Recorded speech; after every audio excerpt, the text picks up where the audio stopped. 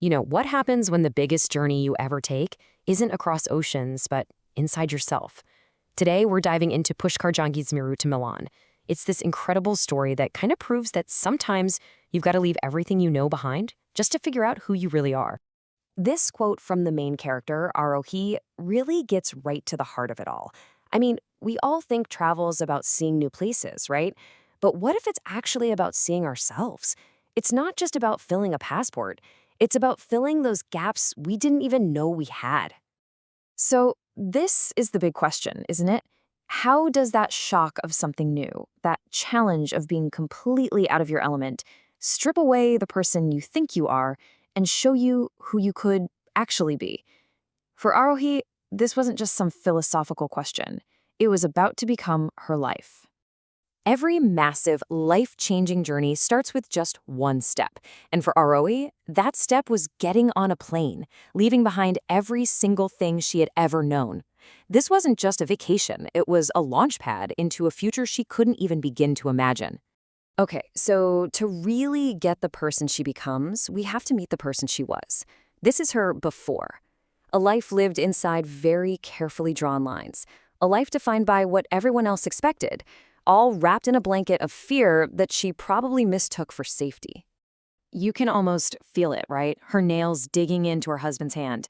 This isn't the excitement of a new adventure. This is just pure, raw terror.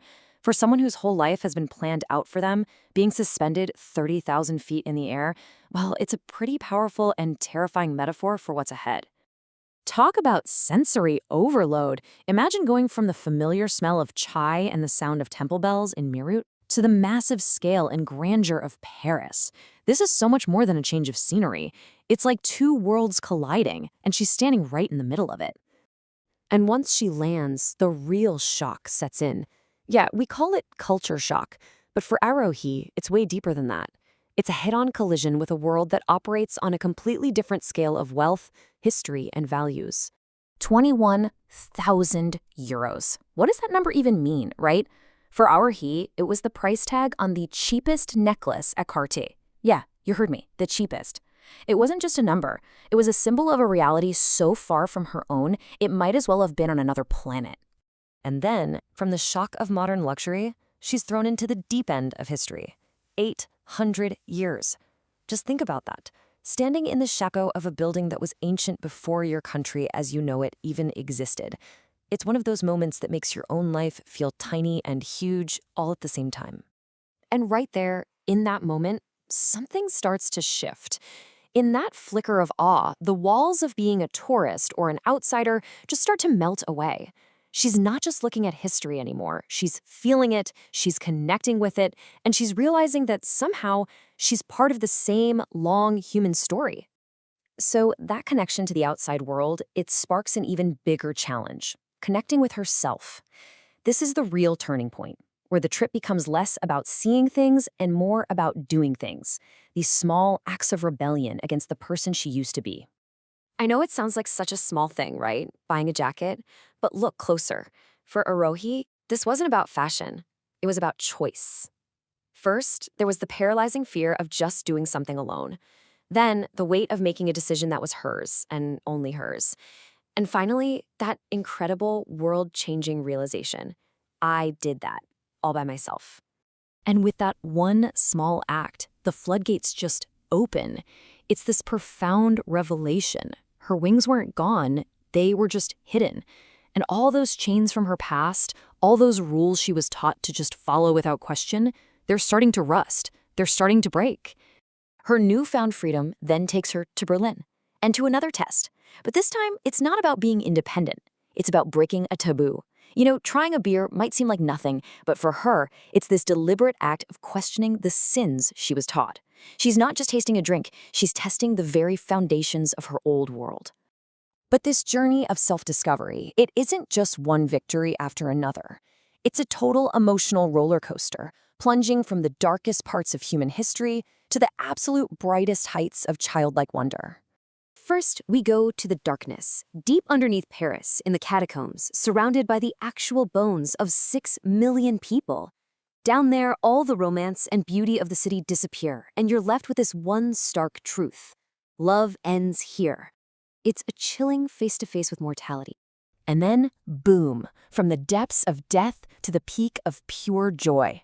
An absolute explosion of delight at seeing a childhood hero in real life. And this is what makes her transformation feel so real.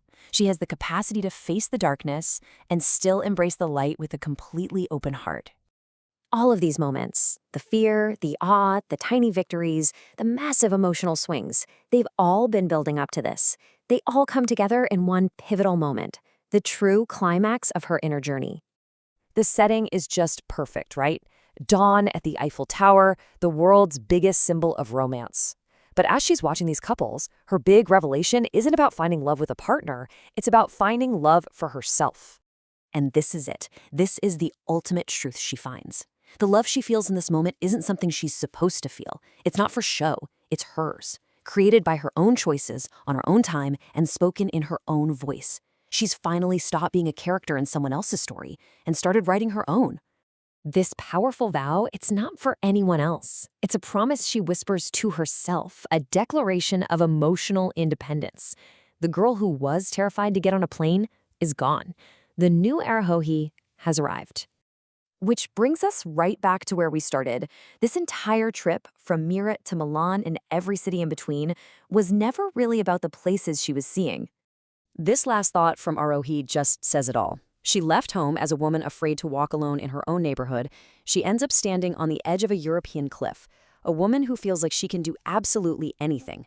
Europe didn't just show her new things, it taught her how to fight her own fear. Look, we've really only scratched the surface of Aarohi's transformation. Her story isn't about geography, it's about the courage to grow. To really feel every single moment of her journey, you just have to read Meerut to Milan by Pushkar Jangid. It's such a powerful reminder that sometimes the person you're destined to meet is waiting for you on the other side of the world. And it leaves you with one question, right? What journey is waiting for you?